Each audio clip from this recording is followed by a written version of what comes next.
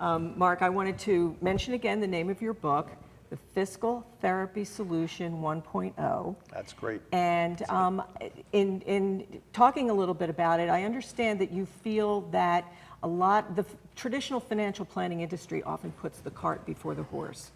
What do you mean by that? So as much as companies try not to do this, you see it all the time, they lead with product. There's always a product in mind. Sometimes it's a process that's the product, but there's always a product in mind.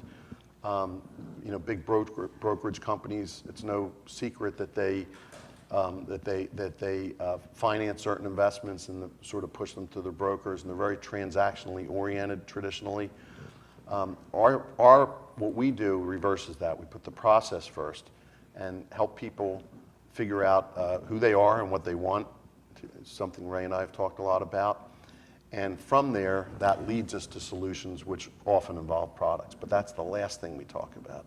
Let me ask a question there, because I suspect that you run into lots and lots of people who have legal documents done or things almost purchased and they haven't gone through with the plan yet. Yes. Why is that? Well, first of all, I talk about it in the book a little bit as the financial attic. They have a whole bunch of stuff. They might have all different kinds of bonds up there. They might have stocks and things, stock certificates that they've forgotten about, legal documents that are unsigned, all kinds of things. And they often have they bought them over time and they might have been the right thing at the time, but there's no clue as to how it all fits together.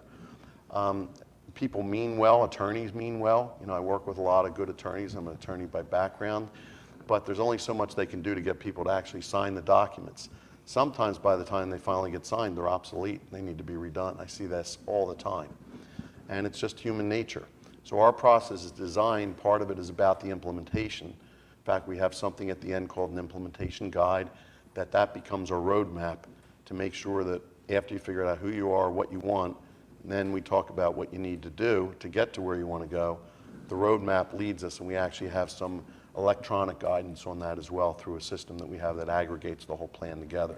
So it's no longer an attic, but it's a finely designed program to help people get to where they want to go.